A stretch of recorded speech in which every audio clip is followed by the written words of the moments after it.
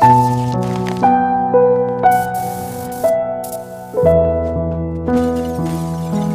just watch, subscribe.